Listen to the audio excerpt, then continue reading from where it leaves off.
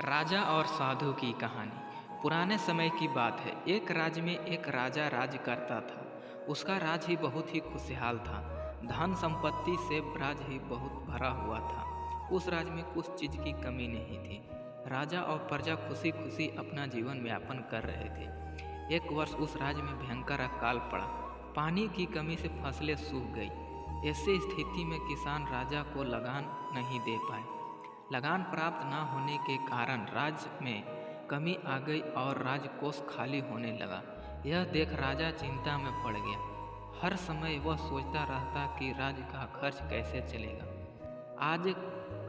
आजकल अकाल का समय निकल गया। स्थिति फिर पहले की तरह सामान्य हो गई, किंतु राजा के मन में चिंता घेर गई कि हर समय उसके दिमाग में यही रहता कि राज्य में पुनः अकाल पड़ गया तो क्या होगा। इसके अतिरिक्त भी अन्य चिंताएं उसे घेरने लगी।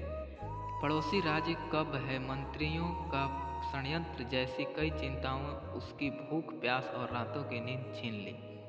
वह अपनी इस हालत से बहुत परेशान था, किंतु जब भी वह राजमहल में मालिक को देखता आश्चर्य में पड़ जाता। दिन भर मेहनत करने के बाद भी वह शाम को रूखी सूखी रोटी खाकर और पेड़ के नीचे बड़े मज़े से सोता। कई बार राजा को उससे जलन होने लगी थी। अचानक एक दिन राज दरबार में साधु का आना। एक दिन राजा को दरबार में एक शिव साधु पधारे। राजा ने अपनी समस्याएं साधु को बताई और उसे दूर करने का सुझाव मांगा। साधु राजा की समस्या अच्छी तरह समझ गए थे। वह बोले, राजन, तुम्हारी चिंता की जड़ राजपाट है। अपना राजपाट पुत्र को देकर चिंता मुक्त हो जाओ। इस पर राजा बोला, गुरु, मेरा पुत्र मात्र 5 वर्ष का है। वह अबोध बालक राजपाट कैसे संभालेगा? तो फिर ऐसा करो कि अपनी चिंता का भार तुम मुझे सौंप दो। साधु बोले। राजा तैयार हो गया। उसने अपना राजपाट साधु को सौंप दिया। इसके बाद साधु ने पूछा, अब तुम क्या करोगे? राजा बोला, सोचता हूँ कि अब कोई व्यवसाय कर लूँ, लेकिन उसके लिए धन की व्यवस्था कैसे करेंगे? अब तो राजपाट मेरा है, राजकोष के धन पर भी मेरा अधिकार है। साधु बोले। फिर राजा ने बोला, तो मैं कोई नौकरी कर लूँगा। राजा ने उत्तर दिया, यह ठीक है, लेकिन यदि तुम्हें नौकरी ही करनी है तो कहीं और जाने की आवश्यकता नहीं। यही नौकरी कर लो। मैं साधु हूँ, मैं अपनी कुटिया में ही रहूँगा। राजमहल में ही रहकर मेरी ओर से तुम राजपाट संभालना।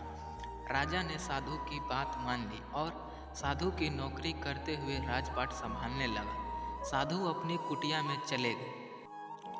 कुछ दिन बाद साधु पुनः राजमहल आए और राजा से भेंट कर पूछा, कहो राजन, अब तुम्हें भूख लगती है या नहीं, और तुम्हारी नींद का क्या हाल है?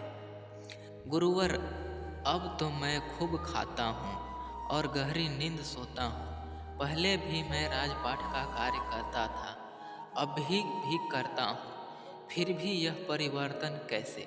यह मेरी समझ से बाहर है। कृपया आप ही बताइए, पहले ऐसा क्यों होता था और अब क्यों नहीं? राजा ने अपनी स्थिति बताने के साथ साथ ही वह प्रश्न भी पूछ लिया।